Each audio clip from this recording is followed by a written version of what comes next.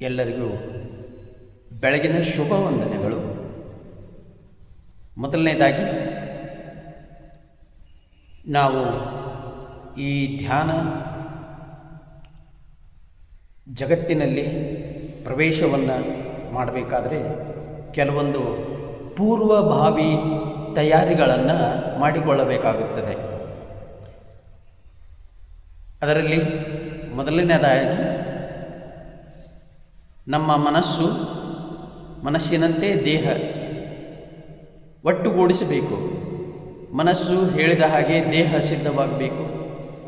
ಸಿದ್ಧವಾಗಿರುವ ದೇಹವನ್ನು ಈ ಮನಸ್ಸು ತನ್ನ ನಿಯಂತ್ರಣದಲ್ಲಿ ಅದನ್ನು ಸಾಧನೆ ಮಾಡಿಕೊಳ್ಳುತ್ತಾ ಈ ಯೋಗದ ಒಂದು ಸನಾತನ ಧರ್ಮದ ಈ ಪ್ರಾಚೀನವಾದಂಥ ಭಾರತದ ಈ ವಿದ್ಯೆಯನ್ನು ನಾವು ಧ್ಯಾನ ವಿದ್ಯೆ ಈ ಮೆಡಿಟೇಷನದ ಜಗತ್ತಿಗೆ ಪ್ರವೇಶವನ್ನು ಮಾಡಲು ಪೂರ್ವ ಸಿದ್ಧತೆ, ಮನಸ್ಸನ್ನು ಏಕಾಗ್ರತೆಯಲ್ಲಿ ಇದರಲ್ಲಿ ಪೂರ್ಣ ನಂಬಿಕೆ ವಿಶ್ವಾಸವನ್ನು ಇಟ್ಟುಕೊಂಡು ನಾವು ಈ ಜಗತ್ತಿನಲ್ಲಿ ಪ್ರವೇಶವನ್ನು ಮಾಡಬೇಕಾದ್ರೆ ಈ ಕೈಲಾಸದಲ್ಲಿ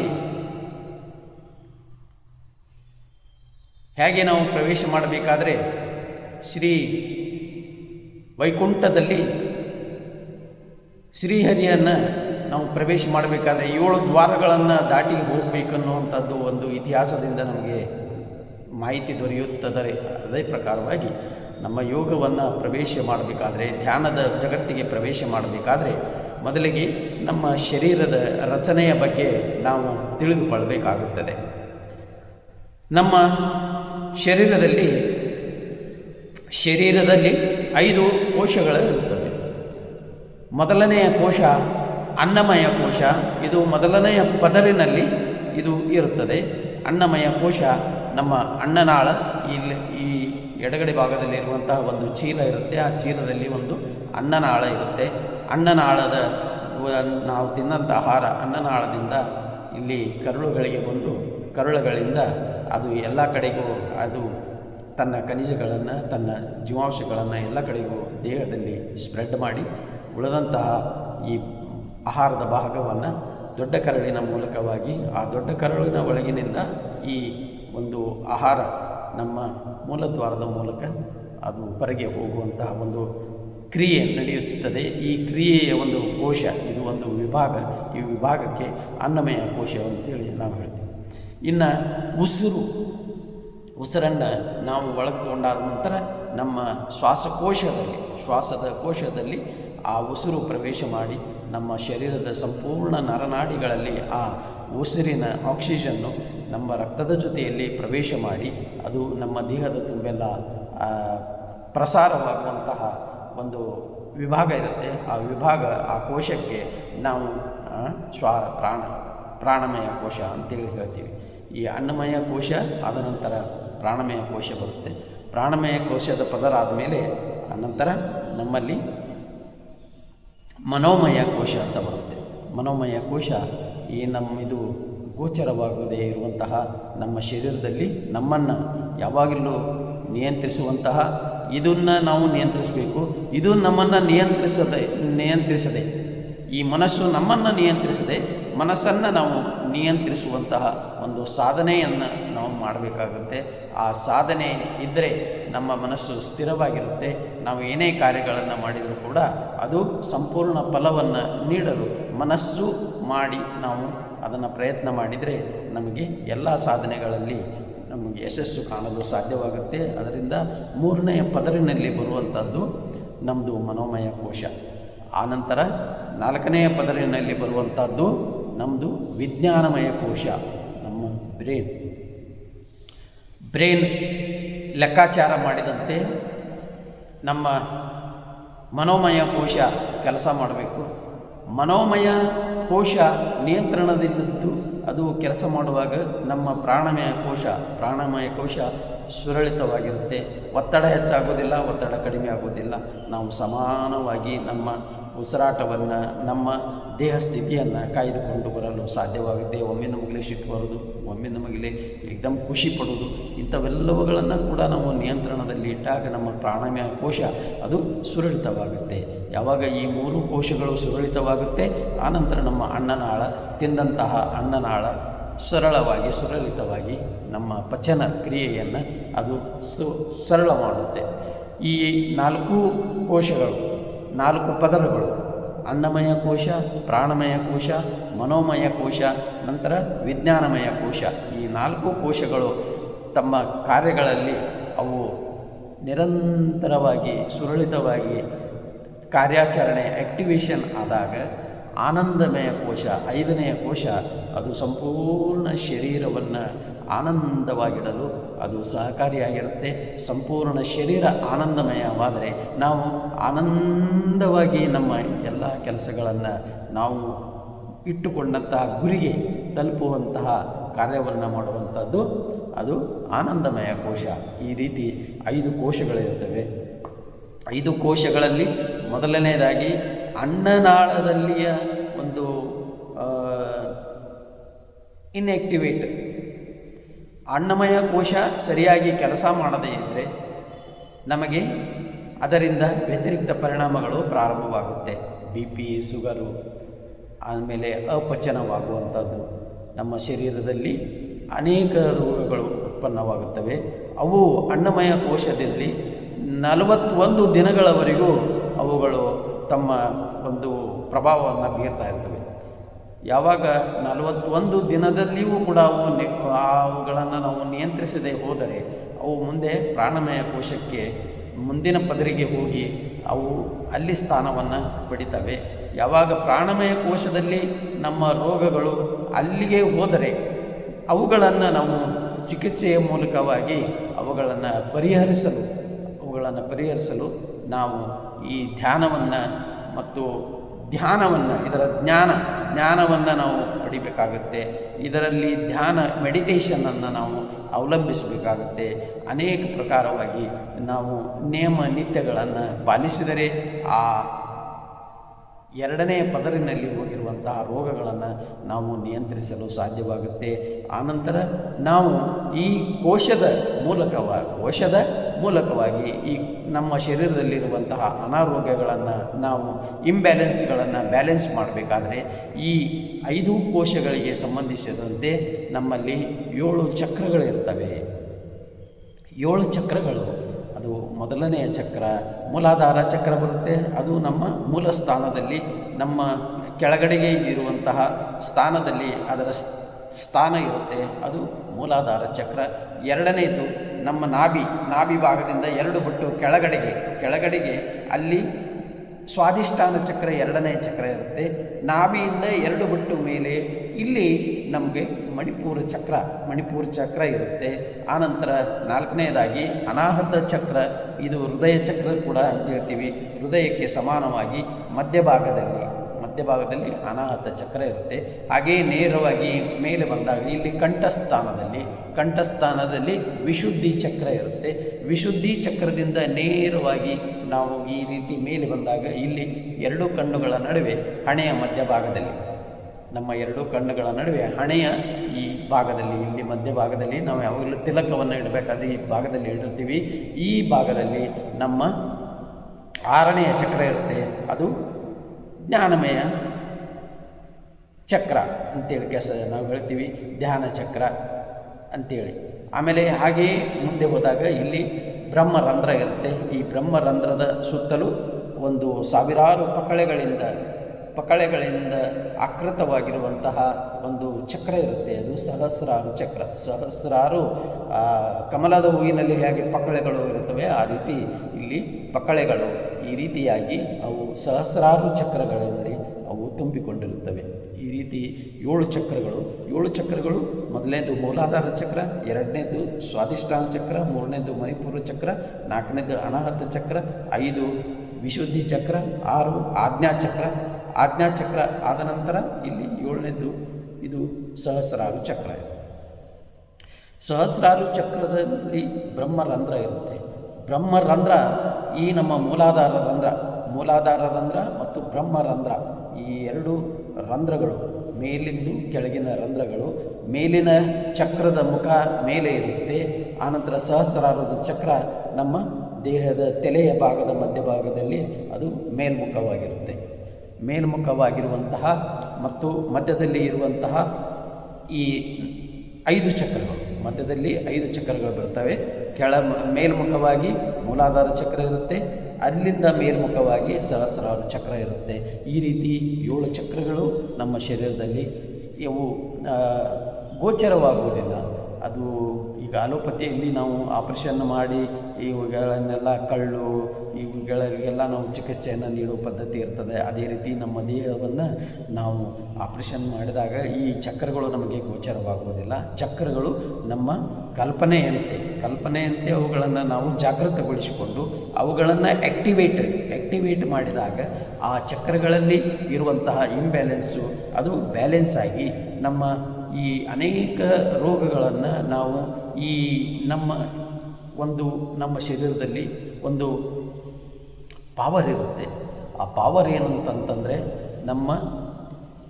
ನಾವು ಚಿಕಿತ್ಸೆಗೊಳಪಡಿಸಿಕೊಳ್ಳುವಂತಹ ಸಾಮರ್ಥ್ಯ ನಮ್ಮ ಶರೀರಕ್ಕೆ ಇದೆ. ಅದಕ್ಕೆ ಸೆಲ್ಫ್ ಹೀಲಿಂಗ್ ಅಂತೇಳಿ ನಾವು ಹೇಳ್ತೀವಿ. ಹೀಲ್ ಮಾಡುವಂತಹ ಒಂದು ಸಾಮರ್ಥ್ಯ, ಶಕ್ತಿ ನಮ್ಮ ಶರೀರಕ್ಕೆ ಇದೆ. ಈ ಶರೀರಕ್ಕೆ ಅನಾರೋಗ್ಯವನ್ನು ತರಿಸಿಕೊಳ್ಳುವಂಥ, ಅನಾರೋಗ್ಯಗಳನ್ನು ನಾವು ಬರಮಾಡಿಕೊಳ್ಳುವಂತಹ ಶಕ್ತಿ ಕೂಡ ಈ ನಮ್ಮ ಹೀಲಿಂಗ್ ಪವರಕ್ಕೆ ಇರುತ್ತೆ. ಅದೇ ರೀತಿ ಒಳಗೆ ತಗೊಂಡಂತಹ ರೋಗಗಳನ್ನು ಕೂಡ ಹೊರಗೆ ತೆಗೆದುಕೊಂಡು ಹೋಗುವಂತಹ ರೋಗವನ್ನು ನಾವು ದೇಹದಿಂದ ಹೊರಗೆ ಕಳಿಸುವಂಥ ಶಕ್ತಿ ಕೂಡ ನಮ್ಮಲ್ಲಿ ಆ ಒಂದು ಸೆಲ್ಫ್ ಹೀಲಿಂಗ್, ಸ್ವಯಂ ಚಿಕಿತ್ಸೆ ಮಾಡುವಂತಹ ಶಕ್ತಿ ನಮ್ಮ ಶರೀರಕ್ಕೆ ಇರುತ್ತದೆ. ಈ ಸೆಲ್ಫ್ ಹೀಲಿಂಗ್ ನಾವು ಮಾಡಿಕೊಳ್ಬೇಕಾದ್ರೆ ಈ ನಮ್ಮ ಶರೀರದ ರಚನೆ ಇದು ಪುರಾತನವಾಗಿರುವಂತಹ ಸನಾತನ ಕಾಲದಿಂದ ಬಂದಿರುವಂತಹ ಆಯುರ್ವೇದದ ಆಧಾರದ ಮೇಲಿಂದ ನಾವು ಇದನ್ನು ವೈಜ್ಞಾನಿಕವಾಗಿ ಈ 5 ಕೋಶಗಳು ಅವುಗಳ ಆಧಾರದ ಮೇಲಿಂದ 7 ಚಕ್ರಗಳ ಆಧಾರದ ಮೇಲಿಂದ ನಮ್ಮ ಶರೀರದ ರಚನೆಯ ಬಗ್ಗೆ ನಾವು ತಿಳಿದುಕೊಳ್ಬೇಕಾಗುತ್ತದೆ. ನಮ್ಮ ಶರೀರದ ಪಂಚಭೂತಗಳಿಂದ ಈ ಶರೀರ ರಚನೆಯಾಗಿರುತ್ತದೆ. ನಮ್ಮ ಶರೀರ ಪಂಚಭೂತಗಳಿಂದ ರಚನೆಯಾಗಿರುತ್ತದೆ. ಆ ಪಂಚಭೂತಗಳು, ಆ ಪಂಚತತ್ವಗಳು ನಾವು ಅರಿತುಕೊಂಡಾಗ ಈ ಶರೀರದಲ್ಲಿರುವಂಥ ಪಂಚಭೂತಗಳ ನಮಗೆ ಕಲ್ಪನೆಯನ್ನು ಮಾಡಿಕೊಳ್ಳಲು ಬಹಳ ಸರಳವಾಗುತ್ತದೆ. ಪಂಚತತ್ವಗಳು, ಮೊದಲನೇದಾಗಿ ತತ್ವ, ಅದು ನಮ್ಮ ದೇಹಕ್ಕೆ ಅದು ಪ್ರತಿಬಿಂಬಿಸ್ತಾ ಇರ್ತದೆ. ಅದರಲ್ಲಿ ಈಗ ನಮ್ಮ ನಿಸರ್ಗದಲ್ಲಿ ಇರುವಂಥ 5 ತತ್ವಗಳು ಕೂಡ ನಾವು ಶರೀರದಲ್ಲಿ ಹೊಂದಿಕೊಂಡಿರುತ್ತೇವೆ. ಮೊದಲನೇ ಚಕ್ರ ಹೆಬ್ಬೆರಳಿನ ತುದಿಯಲ್ಲಿ ಎಲ್ಲ ಈ ನಮ್ಮ ಶರೀರದಲ್ಲಿರುವಂತಹ ಮೂಲಭೂತಗಳು, 5 ಮೂಲಭೂತಗಳು ನಮ್ಮ ಶರೀರದ ಅಂಗೈಯಲ್ಲಿಯ ಬೆರಳುಗಳ ತುದಿಗಳಿಂದ ಅವುಗಳ ಸ್ಪರ್ಶವನ್ನು ನಾವು ಮಾಡಲಿಕ್ಕೆ ನಮಗೆ ಈ ಆಯುರ್ವೇದಿಕ್ ವಿಜ್ಞಾನದ ಮೂಲಕವಾಗಿ ಸಾಧ್ಯವಾಗುತ್ತೆ. ನಮ್ಮ ಮೊದಲನೆಯ ಹೆಬ್ಬೆರಳು ಇದು ಅಗ್ನಿಯನ್ನು ಸೂಚಿಸುತ್ತೆ, ಅಗ್ನಿ ತತ್ವವನ್ನು ಸೂಚಿಸುತ್ತದೆ. ಅದೇ ರೀತಿ ತೋರು ಬೆರಳು ಇದು ವಾಯು ತತ್ವವನ್ನು ಸೂಚಿಸುತ್ತದೆ. ಮಧ್ಯದ ಬೆರಳು ಇದು ಆಕಾಶ ತತ್ವವನ್ನು ಸೂಚಿಸುತ್ತದೆ. ಮತ್ತು ನಮ್ಮ ಉಂಗುರದ ಬೆರಳು ಇದು ಪೃಥ್ವಿ ತತ್ವವನ್ನು ಪ್ರತಿಬಿಂಬಿಸ್ತದೆ. ಅದೇ ರೀತಿ ಕಿರುಬೆರಳು ಇದು ಜಲತತ್ವವನ್ನು ಪ್ರತಿಬಿಂಬಿಸ್ತದೆ. ಹೀಗೆ ನಾವು ನಮ್ಮ 2 ಹೆಬ್ಬೆರಳುಗಳು ಅಗ್ನಿ ತತ್ವವನ್ನು, 2 ತೋರು ಬೆರಳುಗಳು ಇವು ವಾಯು ತತ್ವವನ್ನು, ಮಧ್ಯದ ಬೆರಳು ಇದು ಆಕಾಶ ತತ್ವವನ್ನು, ಅದೇ ರೀತಿ ನಮ್ಮ ಉಂಗುರದ ಬೆರಳು ಪೃಥ್ವಿ ತತ್ವವನ್ನು ಮತ್ತು ನಮ್ಮ ಕಿರುಬೆರಳು ಇದು ಜಲತತ್ವವನ್ನು ಅವಲಂಬಿಸಿರುತ್ತದೆ. ಇದಕ್ಕೆ ನಾವು ಈ ರೀತಿಯಾಗಿ ನಾವು ಕೈಗಳನ್ನು ಈ ರೀತಿಯಾಗಿ ಇಟ್ಟಾಗ ಈ ಕೈಗಳನ್ನು ಕೂಡಿಸ್ಬೇಕಾದ್ರೆ ನಾವು ಸ್ವಲ್ಪ ಪ್ರೆಷರ್ ಹಾಕಬೇಕಾಗತ್ತೆ. ಅದೇ ರೀತಿ ಇವುಗಳು ಬಿಡಿಸಿಕೊಂಡಾಗ ಇವುಗಳಲ್ಲಿ ಯಾವುದೇ ಪ್ರೆಷರ್ ಇರೋಲ್ಲ. ನಾವು ಕೈ ಹಿಂಗೆ ಮಾಡಿದಾಗ ಇವು ಈ ರೀತಿ ಬಿಡಿಸಿಕೊಂಡಂತಹ ಹಸ್ತಗಳನ್ನು ನಾವು ನೋಡ್ಬೋದು.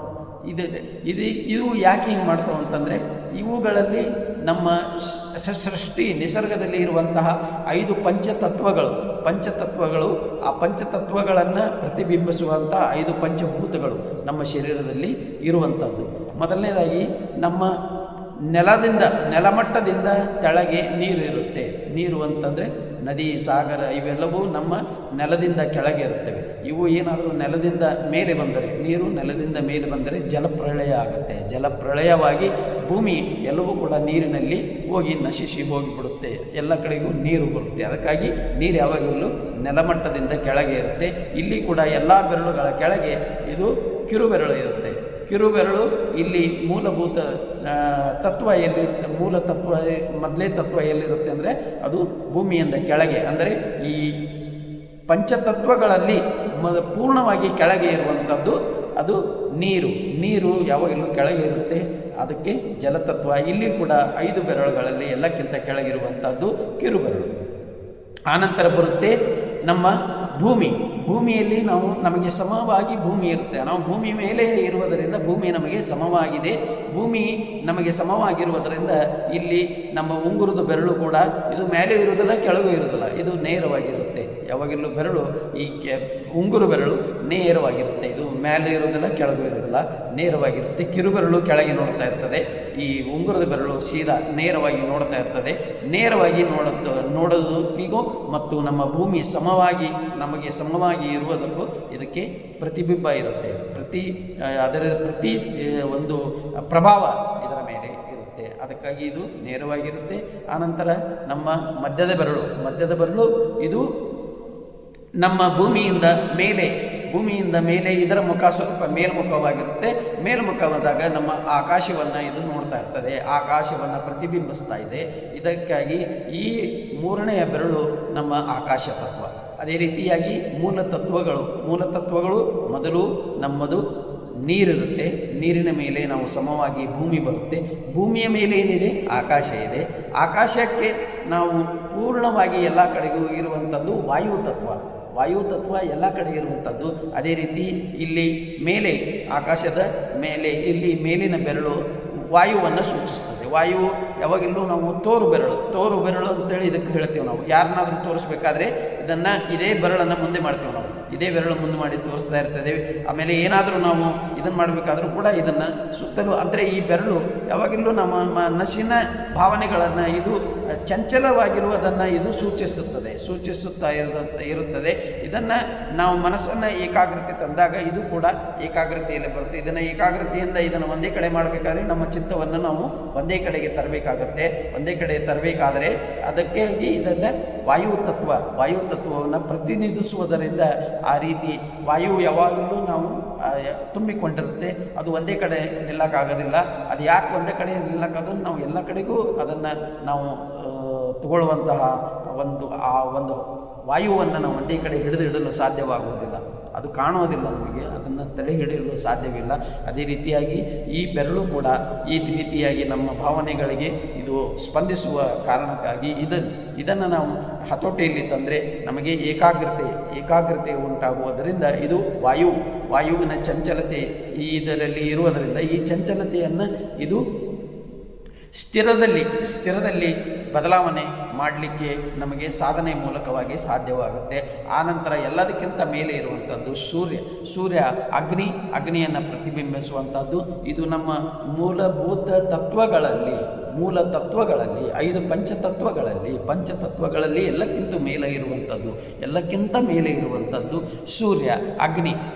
ಈ ರೀತಿ ನಾವು ಒಂದು ನಿಚ್ಚಣಿಕೆ, ಒಂದು ಸ್ಟೆಪ್ಸ್ಗಳನ್ನು ನಾವು ಮಾಡಿದಾಗ ಮೊದಲನೇ ಸ್ಟೆಪ್ ಯಾಕೆ ಬರುತ್ತೆ, ನೀರು ಬರುತ್ತೆ. 2ನೇ ಸ್ಟೆಪ್ಪಿಗೆ ಏನು ಬರುತ್ತೆ, ಭೂಮಿ ಬರುತ್ತೆ. 3ನೇ ಸ್ಟೆಪ್ಪಿಗೆ ಆಕಾಶ ಬರುತ್ತೆ. 4ನೇ ಸ್ಟೆಪ್ಪಿಗೆ ವಾಯು ಬರುತ್ತದೆ.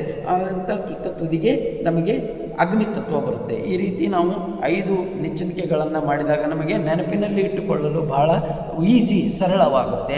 ಅದೇ ರೀತಿ ಬೆರಳುಗಳನ್ನು ನಾವು ಈ ರೀತಿ ಅಡ್ಡವಾಗಿ ಇವುಗಳನ್ನು ಹಸ್ತವನ್ನು ನಾವು ಚಾಚಿದಾಗ, ಅಡ್ಡಲಾಗಿ ನಾವು ಹಸ್ತವನ್ನು ಚಾಚಿದಾಗ ಅಲ್ಲಿ ಎಲ್ಲ ಬೆರಳುಗಳಿಂದ ಕೆಳಗೆ ಬರುವಂಥದ್ದು ಜಲವನ್ನು ಸೂಚಿಸುವಂತಹ, ಎಲ್ಲಕ್ಕಿಂತ ಕೆಳಗಿರುವಂತಹ ಪಂಚತತ್ವದಲ್ಲಿ ಎಲ್ಲಕ್ಕಿಂತ ಕೆಳಗಿರುವಂಥದ್ದು ಜಲ, ಇಲ್ಲಿ ಎಲ್ಲಕ್ಕಿಂತ ಕೆಳಗಿರುವಂಥದ್ದು ಕಿರುಬೆರಳು.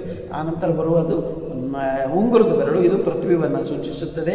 ಮಧ್ಯದ ಬೆರಳು ಆಕಾಶವನ್ನು ಸೂಚಿಸುತ್ತದೆ. 4ನೇ ಬೆರಳು ವಾಯುವನ್ನು ಸೂಚಿಸುತ್ತದೆ.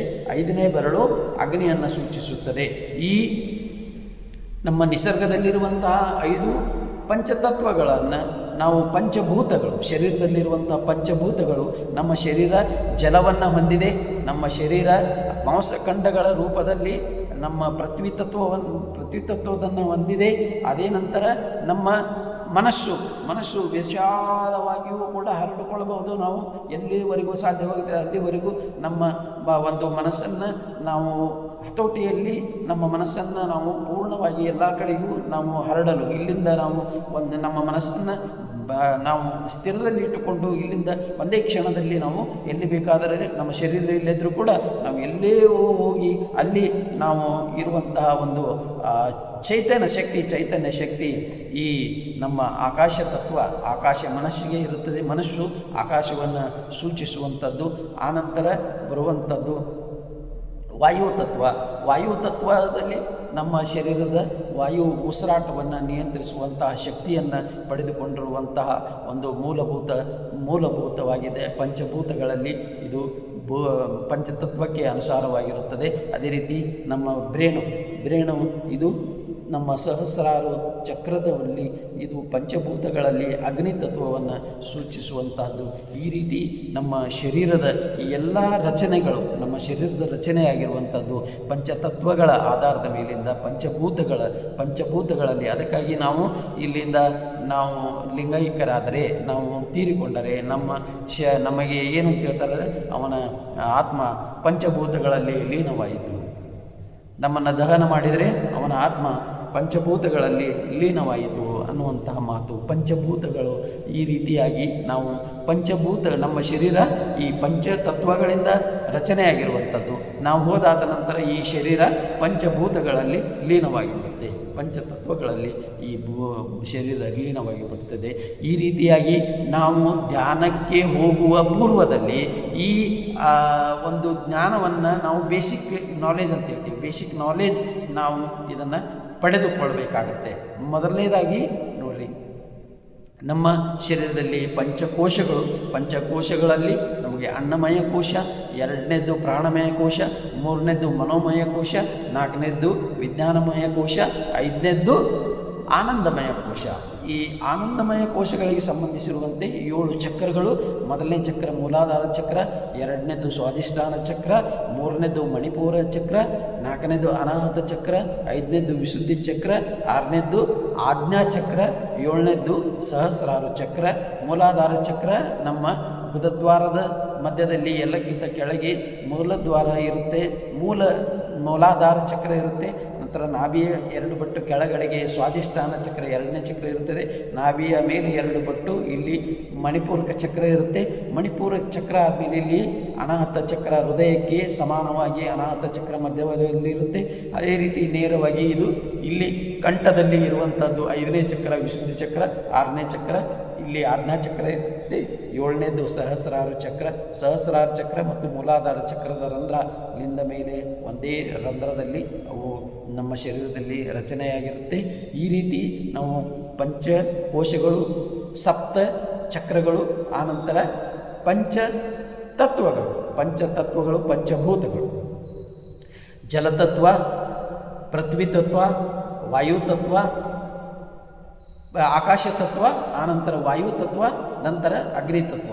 ಈ ರೀತಿ 5 ತತ್ವಗಳು, 5 ಭೂತಗಳಲ್ಲಿ ನಾವು ಯಾವ ರೀತಿ ನಮ್ಮ ಶರೀರವನ್ನು ನಾವು ಆಯುರ್ವೇದ ಸನಾತನ ಧರ್ಮದಿಂದ ಇವುಗಳನ್ನು ನಾವು ಈ ರೀತಿಯಾಗಿ ಅಭ್ಯಾಸವನ್ನು ಮಾಡಿದಾಗ ಇಷ್ಟು ನಮಗೆ ಬೇಸಿಕ್ ನಾಲೆಜ್ ಇದ್ದರೆ ನಾವು ನಮ್ಮ ಒಂದು ಧ್ಯಾನಕ್ಕೆ ಹೋಗಲು, ನಾವು ಮೆಡಿಟೇಷನ್ಗೆ ಹೋಗಲು ಇವಿಷ್ಟು ನಾವು ಒಟ್ಟುಗೂಡಿಸಿದಾಗ ನಮಗೆ ಒಂದು ಧ್ಯಾನ ಅನ್ನುವುದು ಅಲ್ಲಿ ರಚನೆ ಆಗುತ್ತೆ. ಆ ರಚನೆ ಆಗೋದಕ್ಕೆ